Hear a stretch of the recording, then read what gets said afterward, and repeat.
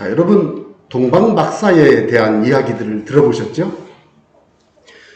동방박사 이야기들에 대해서 들을 때 동방박사 그러면 동방이 어디지? 어떤 분은 동방은 한국입니다 이렇게 말씀하시는데, 성경에서는 동방을 한국을 말하는 거는요 아니에요. 여기 동방은 페르시아, 오늘날의 이란 지역을 말합니다. 그러니까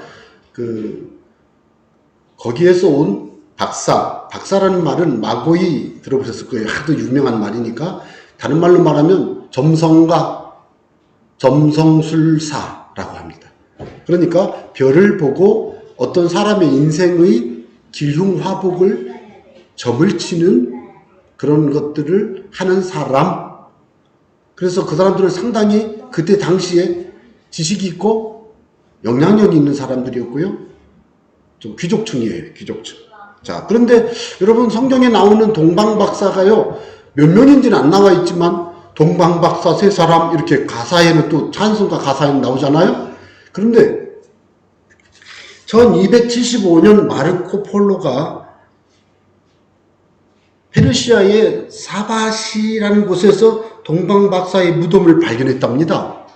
그리고 그 무덤에는 비문이 기록되어 있는데 그 비문에 보면 그 사람들이 세 사람이고 그 세 사람이 아기 예수님에게 찾아가 경배하고 예물을 드렸는데 황금과 유향과 모략을 드렸다.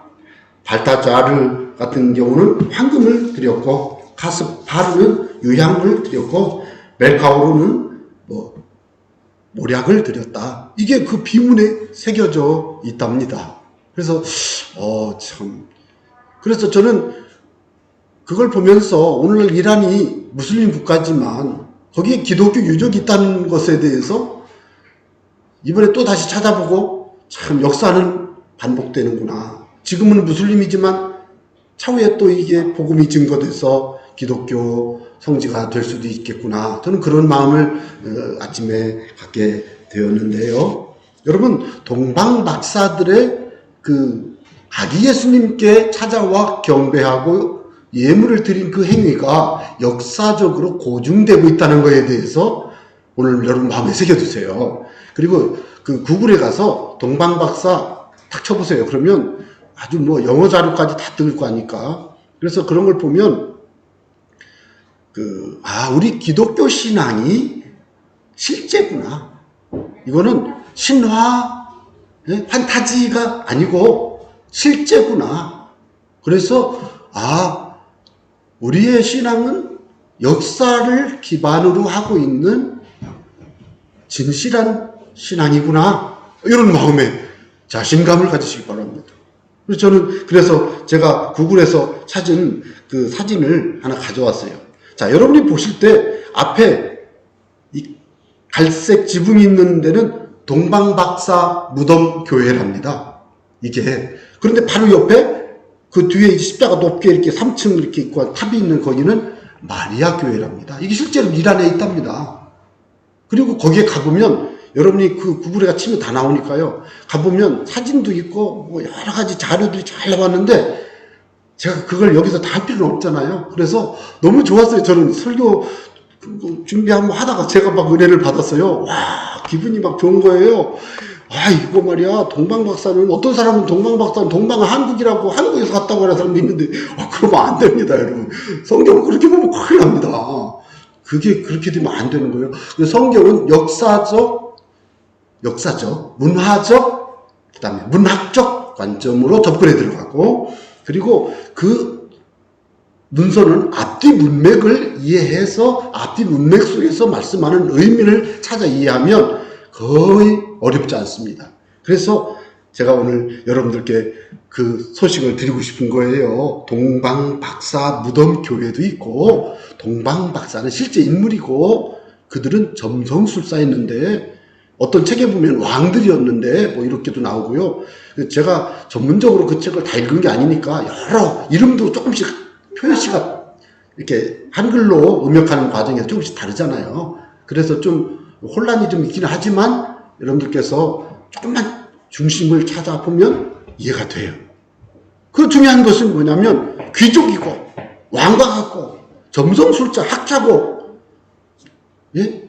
그런 사람이 하늘의 별을 보고 아기 예수의 출생을 이해하고 민수기에 나오는 그 별도 이해하고 그래서 유대 땅에 찾아와서 유대인의 왕으로 나시니까 어디 계십니까? 이래가지고 막 헤롯 땅도 놀래고 난리가 났잖아요. 아주 막 톱 뉴스에 막 헤드라인 뉴스로 딱 뜨는 거예요. 예?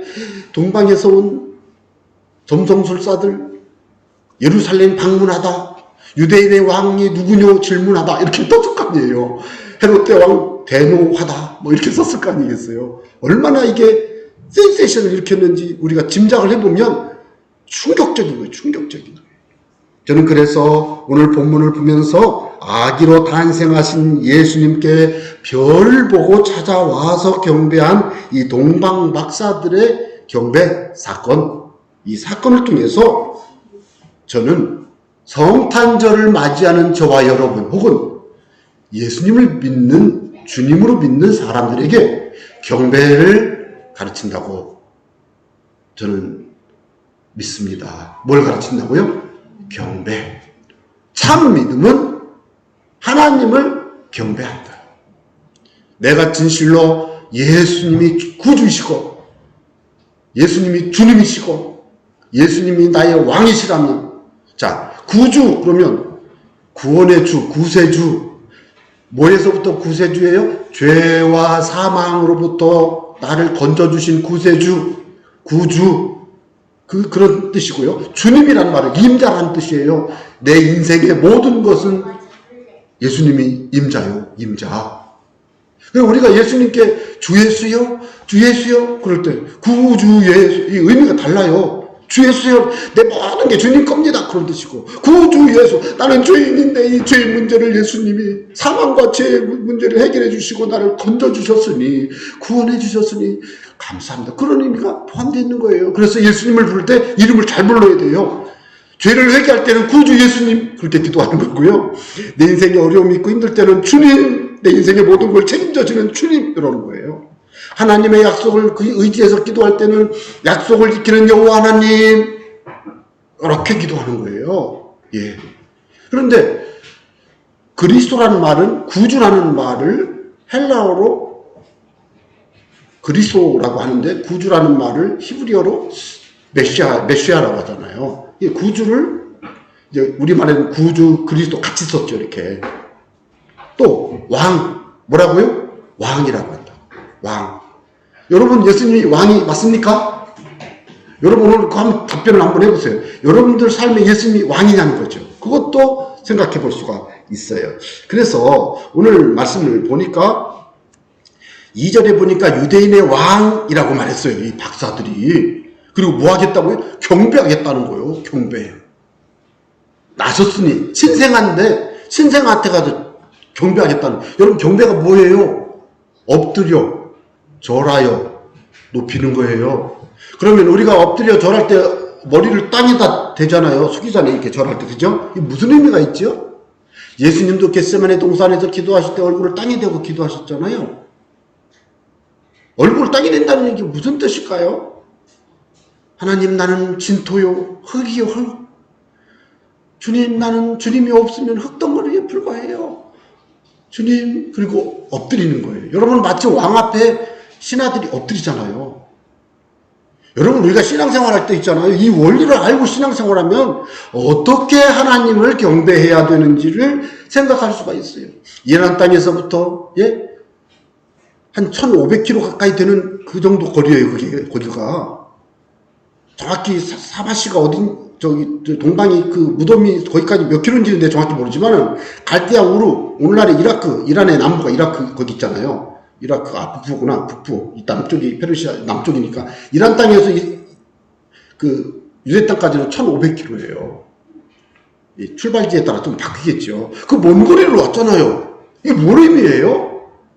아기로 태어나는 예수님에 대한 최고의 존중심, 그분에 대한 최고의 어떤 값어치를 따지면은 가격을 산정할 수 없음. 모나리자 그림 밑에 프라이스리스라고 붙어 있다고 그 방문하신 분들이 책에 그렇게 쓰더라고요. 다른 만에 무슨 그림은 5만 프랑 이렇게 써 있는데 모나리자 밑에는 프라이스리스 이렇게 써 있대요. 가격이 없음. 무슨 뜻이에요? 돈 안 받고 그냥 준다는 뜻이 아니고 너무 비싸서 가격을 먹일 수 없음 이렇게 써 있다는 거예요. 그러니까 아주 막 방범하고 잘 보관하잖아요. 예수님, 아기 예수님으로 태어나신 그 예수님의 존재에 대해서 이 동방에서 온 이 박사들은 얼마나 그분을 높였는가 이게 보여주는 거예요. 종종 교회를 오시는 분들이 어떤 분은 바쁘고 멀고 멀어도 와야 돼요. 그죠? 아니, 멀으면 가까운 교회 가면 되지만 예를 들면 교회가 멀리 있어 거기밖에 없어. 그럼 멀리 가. 그래도 가야죠. 왜요? 예배하러 가는 거니까. 저는 예배에 대한 부분들을 살펴볼 수가 있었습니다. 그리고 그들이 어떻게 했습니까? 그냥 넘어가겠습니다. 이거는. 자, 9절에 보니까 박사들이 왕의 말을 듣고 갈새 동방에서 보던 그 별이 또 나타났어요. 그 기뻐서 쫓아갔잖아요. 별을 보고 막 기뻐서 쫓아갔어요. 기뻐서 쫓아갔는데 가서 보니까 그 별이 딱 머물러 있는데 아기가 태어난 마구간 위에 별이 딱 머물렀다는 얘기잖아요. 과연 이거를 판타지로 이해해야 되나? 저 잘 모르겠어요. 이거는 솔직히. 그런데 어떻게 해야 될지 저도 잘 모르겠어요. 이거는. 그런데 한 가지 분명한 것은 이 성경에서는 이란에서 온 이 3명의 동방 박사들이, 점성술사들이 별을 보고 아기 예수님이 태어난 그 마구간을 찾았다는 거예요. 이 성경의 말씀에 근거하면. 그러니까 이걸 과학적으로, 역사적으로 제가 증명할 수는 없지만 이 본문 말씀에서 강조하는 것은 이 동방의 박사들이 아기 예수님께 찾아갔고 기뻐하는 중에 그 마리아와 아기에게 가서 엎드려 아기에게 경배했어요. 자, 잘 보세요. 여기 중요한 게 있어요. 아기가 있고 아기의 어머니 마리아가 있는데 이 본문에서는 엎드려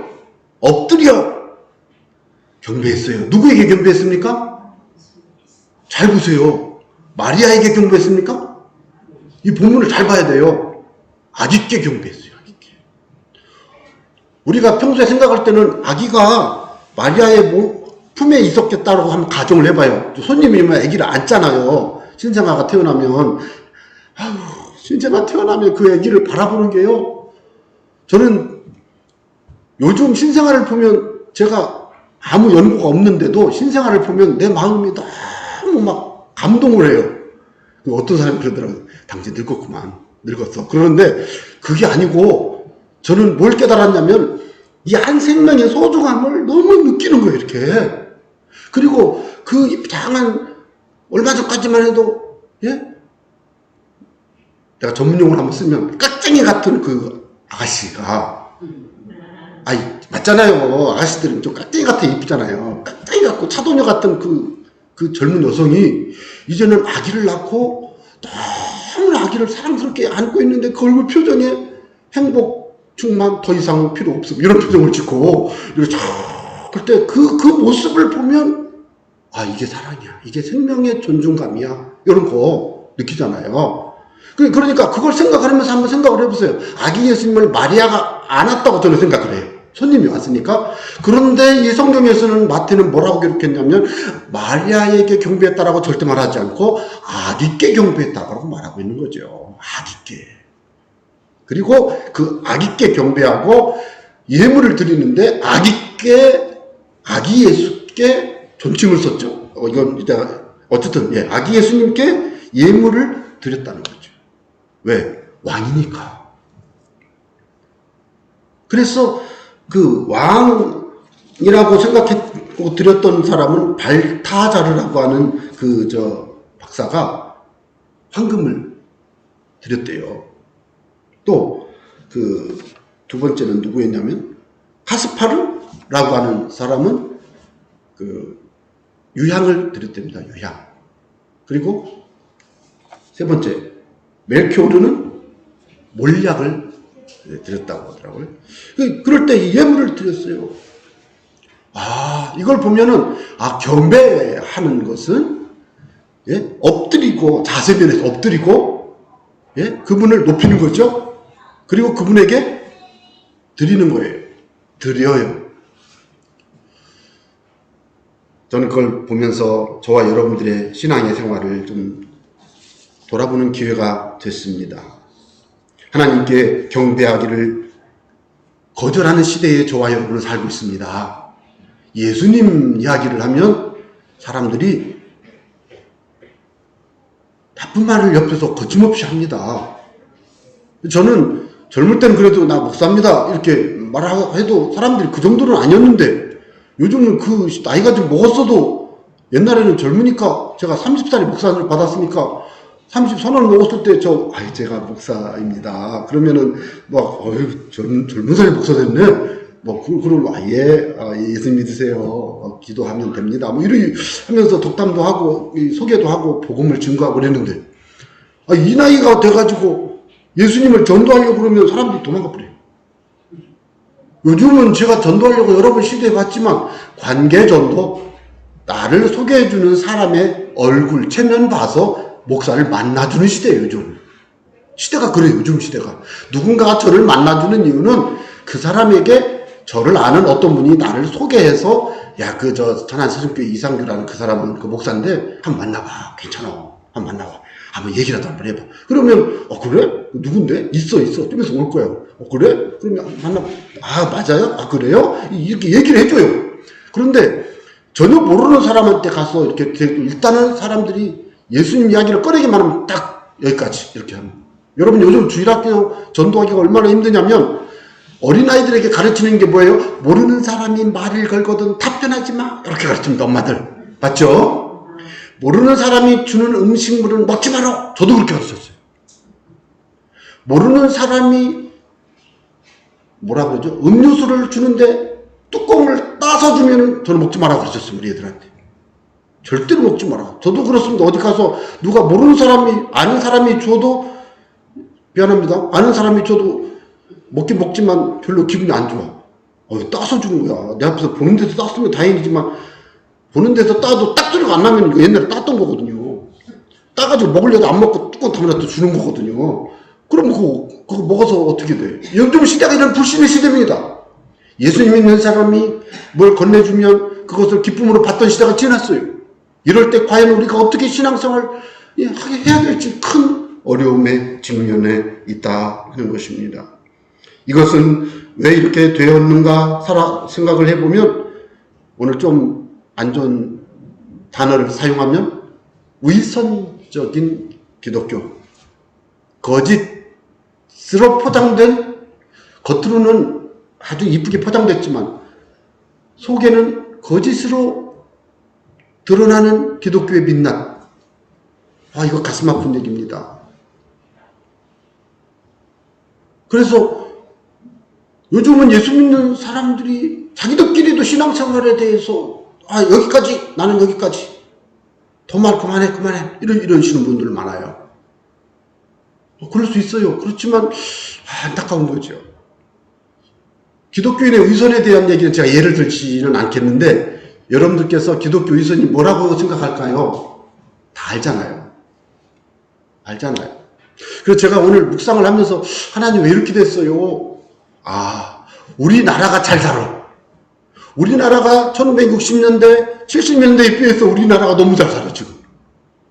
그런데 기독교인들 혹은 목회자들은 60년대, 70년대, 80년대, 2000년대가 돼도 그때와 별 차이가 없이 그냥 살아오는 것 같은 느낌? 이거 혼자 생각이에요. 이 사회가 너무 발전하니까, 사회의 잣대를 보면 교회 조직, 교회 제도, 교회 생활이 너무 좀 급이 떨어지는 경우가 있어요.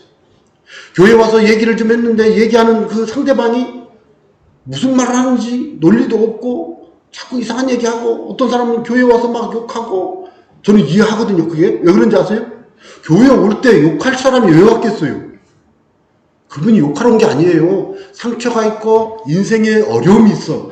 그래서 너무 인생이 고통스러운데 교회 와서 도움을 받으려고 교회 왔다 보니까, 그 상처를 갖고 있는 상태로 교회 생활을 하다 보니까 아직 다듬어지기 전에 그분이 신앙생활 하는 중에 교회에서 이 사람들 부딪히는 거예요. 그런데 그게 예수님이든지 한 달, 1년, 3년 요 정도면 좀 애교가 되겠죠. 애교죠, 애교. 그러면 감싸줄 만한데 예수님이든지 20년, 큰일 난 거예요. 또 죄송합니다. 목사가 그래. 주여 죄송합니다. 지금 이런 시대입니다. 목회자도요, 사상 우선의 목회를 하는 사람이 있습니다. 듣는 분이 알아들어야 돼요. 이걸 제가 말할 수 없어요. 여러분, 성경 중심의 목회, 성경 중심의 대화, 성경 중심의 해석을 해야 되는데, 성경 중심의 해석을 하라 그러니까 해석을 하는데 꼭 해석하는 사람이 천차만별이거든요. 그러니까 자기의 입맛에 맞는 사람의 해석을 가져다 딱 그리고 이렇게. 그러니까요, 기독교 신앙이 다변화돼 버렸어요. 심지어는 동성애를, 전 동성애는 얘기해도 될 것 같으니까, 여러분, 동성애가 성경적이다라고 말하는 사람이 그리스도인이라면 이분은, 저는 정식으로 그분에게는 이의를 제기합니다. 목회자가 동성애를 지지하고 목회자가 동성애를 받아들여야 된다고 말한다면 저는 좀 개인적으로 만나야 돼요. 만난다면 한번 따져보고 싶은 마음이에요. 왜? 성경의 원리, 상식, 기독교 신앙의 정신에 너무 이탈했잖아요. 그런데 그걸 정당하다고 말하는 지도자들이 있어요. 그러다 보니까 교회 내에서도 어떤 교회는 너무 이상해. 교회, 제가 무지개 우산을, 우리 아이들이 어릴 때 제가 무지개 우산을 사줬어요. 무지개 우산이 얼마나 이쁜지 아세요? 그 무지개 우산을 딱 쓰다, 어느 날 보니까 무지개 우산을 쓰고 왔더니, 너 동성애자냐? 그래가지고 내가 무지개 우산을 지금 쳐버렸잖아요. 그래서, 요즘 시대가 그래요. 그래서 기독교인들이 하나님을 이야기, 예수님을 이야기, 복음을 이야기, 교회를 이야기를 해도 이 시대는 이제 자기 마음대로 예수님을 믿는 그런 아주 기독교를 비판하고 비난하는 일이 자연스러운 시대가 되어버렸어요. 더구나 목회자들이 앞서서 그런 일을 주도하고 있는 경우도 많아요. 그래서 저는 안타까운 거예요. 또 여러분, 하나만 더 말씀을 드리면, 목회자의 부도덕성, 죄송합니다. 내가 이 말하는 이유가 있어요, 여러분. 제가 그걸 놓고 그 역사를 보니까요, 항상 그랬더라고요. 2020년 요때만 그런 줄 알았어, 내가. 중세시대에 엄청난 성직자들의 타락 말할 수 없습니다. 다 말을 못해. 다 보니까, 예수님 때도, 모든 역사 속에 항상 사제들, 목회자들이 타락하고 있었어요. 그래서 제가 마음에 한숨을 놨어요. 오늘날 기독교가 위험한 게 아니고 이미 역사 속에서 기독교는 바르고 곧고 복음적인 목회자, 성도, 교회가 있는 반면 정반대로 비복음적이고 아주 올곧지 못한 지도자들을 통해서 비성경적인 공동체를 이루고 있었던 교회들도 있었더라는 것입니다. 그러나 하나님께서는 그 모든 순간에 하나님 보시기에 합당한 교회, 옳은 교회는 하나님이 지키고 보호하시고 인도했어요. 그게 뭡니까? 대표적으로 서방 로마 교회가 천주교잖아요.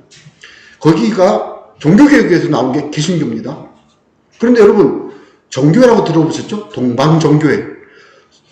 동로마를 중심으로 있었던 기독교가 서방을 중심으로 로마를 중심했던 기독교처럼 부흥하지는 못했어요. 왜 그랬을까? 서로마 기독교 거기에 후신으로 나온 이 개신교는 성경으로 돌아갔고 하나님 앞으로 돌아갔어요. 이거예요, 여러분. 오늘 여러분, 우리 시대의 위선의 기독교의 함정에 빠져 있습니다만은 이럴 때 우리는 성경으로 돌아가고 하나님께로 돌아가는 그런 신앙적인 결단과 수고와 희생을 통해서 자신을 주께로 나아가면 참 신앙으로 서는 거예요. 그렇게 되면 위선적인 기독교의 함정에서 기독교인들이요 벗어날 수가 있어요. 다 구하지 못해도 진실한 신앙의 사람들은 모여든다. 믿으시기 바랍니다. 그런 사람들의 특징이 뭐냐? 제가 오늘 그걸 두 가지만 말씀드리겠습니다. 그런 사람들의 특징이 뭐냐면 첫째는 경배를 바르게 한다는 거예요. 어떤 경배? 온전한 경배를 한다. 하나님께 최고의 경배를 하는 겁니다. 제가 하나님 앞에 금식하며 기도할 때는요, 등을, 여러분 그렇게 하시면 안 돼요. 제가 특별히 하나님께 금식하며 기도할 때는요, 등을 대지 않고 앉습니다. 등을 딱 대고 앉으면요, 졸아요. 왜? 금식할 때 몸이 약하니까. 등을 대면 저는 졸아버려요. 저는 앉으면 졸거든요. 자거든요. 그래서 금식할 때는 더 그렇더라고요. 그래서 등을 딱 떼, 안 붙여. 그리고 딱 앉아있어야 돼요. 그렇지 않으면 자꾸 쓰러지니까. 그런데 그때 드린 예배는 얼마나 은혜가 되는지 몰라요. 제가 무엇을 말씀을 드리는 건 태도가 그렇게 중요해요. 제가 그걸 누구한테 배웠냐면, 어느 부흥회 목사님을 모시고 쫙 이렇게 제가 부목사 때 이렇게 하는데, 아니 강사 목사님이 오셨는데 자리에 앉았는데 등을 안 돼. 등을 안 대고 앉아가지고 계속 기도하고 막 그러시는, 그래서 봤더니, 그런 설교 다 하고 나 내려오셔서 그때는 등을 딱 대고 앉으시더라고. 이 노인이, 말씀을 증거하려고 준비하면서 기도할 때는 이분이 그러시나. 그래서 저도 그때부터는 막 내가 어디 강사로 가거나 내가 금식 기도를 하거나 그럴 땐 등을 안 대요. 안 대고 딱 앉아서. 왜? 집중. 이건 자세지, 자세. 마음은 당연하고, 자세. 여러분, 이런 노력과 태도가 오늘날 우리의 신앙생활을 참되고 진실되게 하고 강하게 하고 주님 보시기에 복되게 하는 줄로 믿습니다. 그래서 저는 여러분들에게 온전한 경배를 하나님께 드리시는 그런 신앙의 자리에 서시기를 바랍니다. 동방박사 세 사람이 보여준 게 그겁니다. 아기 예수께 엎드려 경배했습니다. 그리고 예물을 딱 드리잖아요. 저는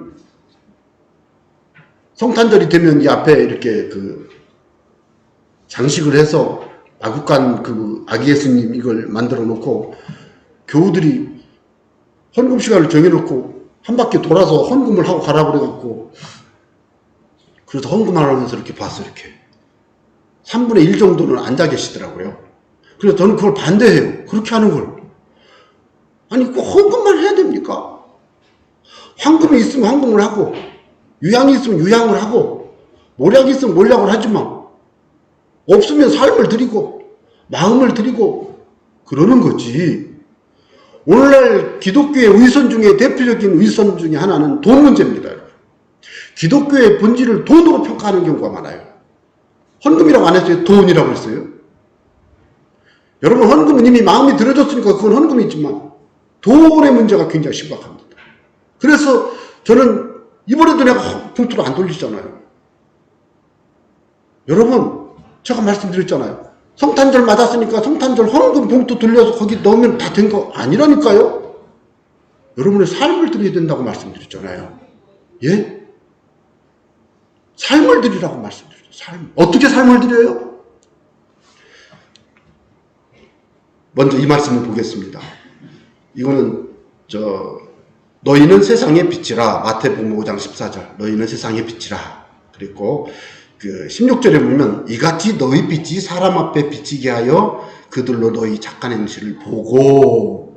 빛인데 그 빛이 뭐냐? 착한 행실이 세상의 빛이에요. 예, 그런 뜻이에요. 자, 요건 먼저 접어두고, 그 다음 로마서 12장 1절에 보면 너희 몸을 하나님이 기뻐하시는 뭐로 드리라? 거룩한 산 제물로 드리라. 거룩한은 하나님께 드린다는 의미에서 거룩한 거고요. 산이라는 말은 살아있는, 생명이 있는 제물을 잡아서 죽여서 드리는데, 살아있는 채로 드리는, 그래서 이걸 해석할 때는 삶을 통해서 주님께 섬기고 주님을 봉사하는, 세상을 변화시키는 그리스도의 사자, 도구, 사람이 되라는 삶으로 해석을 많이 하지 않습니까? 그러니까 여러분, 저는 여러분께 부탁합니다. 하나님께 경배할 때 엎드려 경배하며 예물을 드린 동방박사들에게서 우리가 본받아야 될 것은요, 나의 삶에 온전한 예배를 주 앞에 드리시기 바랍니다. 주일 예배 꼭 드리셔야 됩니다. 저는 솔직히 개인적으로 주일 예배 외에는 교회에서 예배를 안 드려야 된다고 저는 생각을 하는 사람이에요. 왜 그런지 아세요? 날마다 집에서 예배를 해. 시간만 나면 직장에서 예배를 해. 항상 하나님께 기도하고 살아. 그런데 주일만큼은 교회 와서 예배하고 일상생활 속에서 성경 읽고 기도하고 찬송하고 하나님과 동행하며 살아가는 그런 삶을 사는 그 사람, 그 모습이 참 그리스도인인데요. 이런 부분들을 가르쳐드려도 많은 분들이 그것을 잘 안 해요. 못해요. 그러니까 목사로서 할 수 없이 교회 오세요. 수요일날도 오세요. 금요일날도 오세요. 딱 보니까 집사님 일주일간 새벽기도 나와요. 금요일은 한 달에 한 번씩은 꼭 나와요. 이렇게 하는 거예요. 왜요? 안 하니까. 그런데 참 제자의 삶을 사는 사람은 주일날은 당연히 주일에 주님을 예배하러 교회 오는 거지만 일상생활 속에서 날마다 주님과 기도하고 동행하고 성경 말씀 묵상하고 전도하고 실천하고 봉사하고 그리스도의 제자로 산재물로 막 살아가야 돼요. 여러분 이게 예배인 줄로 믿으시기 바랍니다. 그러니까 우리의 신앙생활은 교회에 얽매이고 막 형식에 너무 얽매이는 것은 그거는 초신자들에게 해당하는 얘기예요. 초신자들 여러분 10년, 20년, 30년 됐는데 계속 교회만 가서 기도하고 집에서는 기도 안 해. 일할 때도 좀 이상하지 않아요? 어떻게 기도가 안 될 수가 있어요? 그러니까 어떻게 해야 된다고요?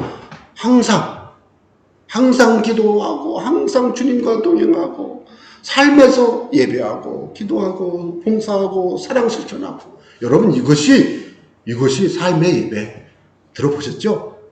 주일 예배, 삶의 예배 그런 부분들을 우리가 하나님께 드릴 때 여러분 이게요 기독교인의 윗선의 함정에서 벗어나고요 동방박사들의 그 경배를 본받는 거예요.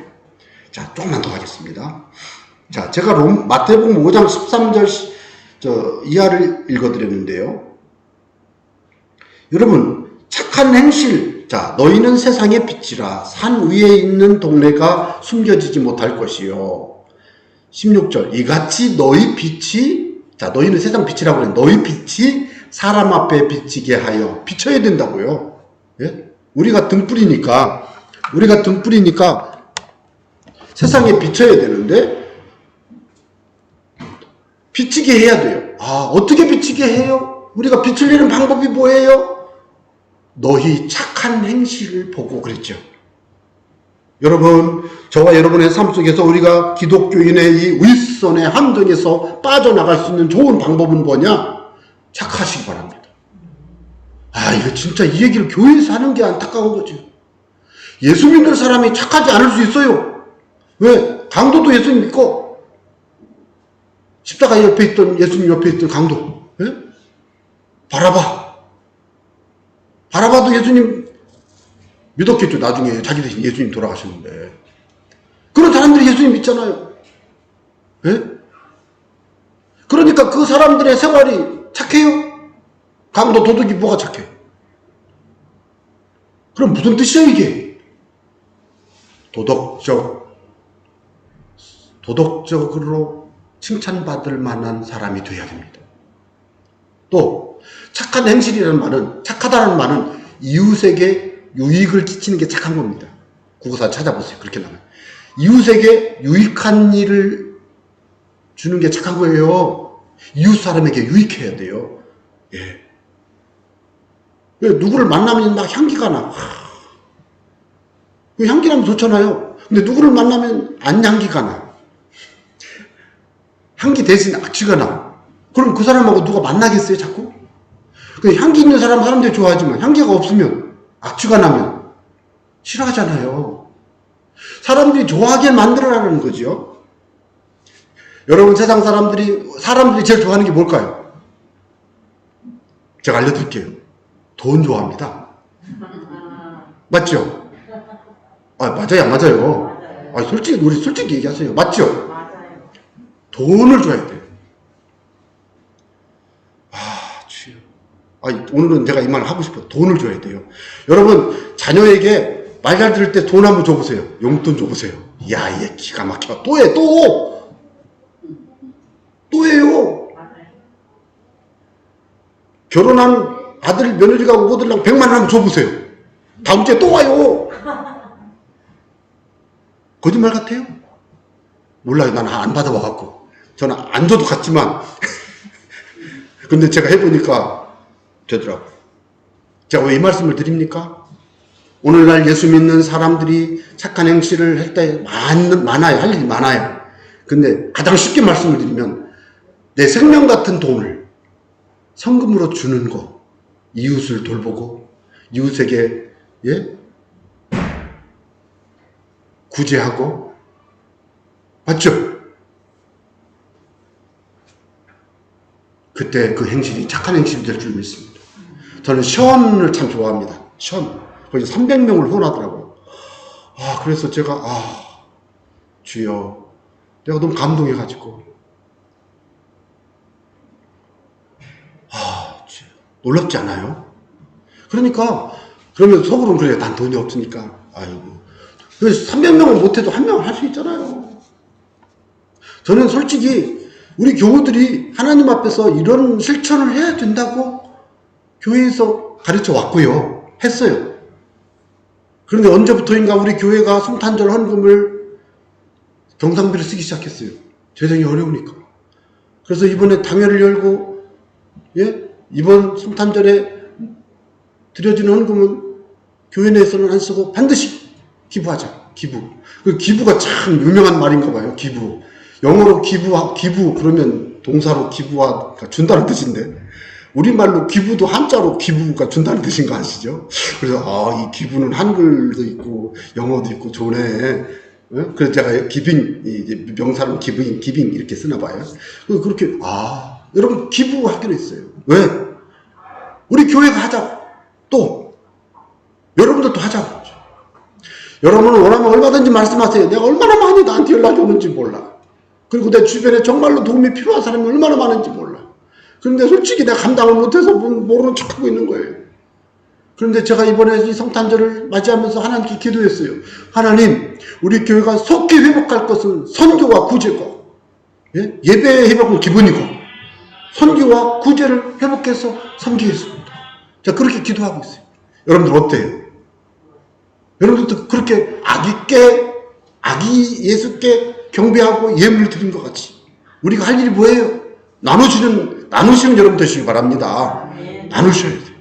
나누셔야 돼요. 제일 먼저 누구에게 나눠야 됩니까? 부모님께 나누세요. 우리나라 사람들은 자녀에게는 너무 나누니까 자녀는 나누거나 말거나 나는 말 안 해. 부모님께 나누세요. 부모님께, 부모님 친구에게 나누세요. 요즘 70, 80 넘으신 분들 중에서요, 이게 생활이 안 되는 분이 엄청 많답니다. 그리고요, 교인을 도와야 돼요. 교인을 도와야 돼요. 믿는 교인부터 돕고 믿지 않는 이웃을 도와야 돼요. 그래서 우리 교회가 그런 일들을 잠깐 못했지만 이번 기회에 새로 기도하고 그런 일을 좀 열어갈 수 있기를 기도하고 있습니다. 그래서 여러분들 이번 성탄절에 다짐을 합시다. 하나님께 최고의 예배를 드리는 그리스도인, 삶을 통해서 그리스도인으로서 주님과 동행해 살아가는 삶의 예배를 드리는 그리스도인이 되시기를 바라고, 두 번째는요, 착한 일 좀 합시다. 착한 일. 돈 좀 줍시다. 돈을 주기 위해서 어떻게 부자 되시길 바랍니다. 부자 되세요. 내가 힘써 일하고 노력해서 물질을 얻어 나눠주시기 바랍니다. 하나님께서 그 삶을 축복하시고 인도하십니다. 저는 이 성탄절에 정말로 이웃을 사랑하고 봉사하는 그리스도인의 모습이 오늘 우리가 취해야 될 모습이다라고 생각하고 제가 이렇게 말씀을 드립니다. 여러분, 성탄의 기쁨 가운데 예배가 회복되고 더 풍성해지고 착한 사람, 착한 행실, 돈을 나눠주는, 돈이라고 한 이유는, 돈이라고 하는 게 확 느낌이 오잖아요. 돈을 주자고 하면 정신 뻗쩍 나잖아요. 돈 좀 줍시다. 그래서 고통받는 이웃, 도움이 필요한 사람들을 섬기는 참 그리스도인의 진짜 모습, 찐 모습을 보기를 저와 여러분이 그렇게 보게 되기를 주 이름으로 부탁드립니다.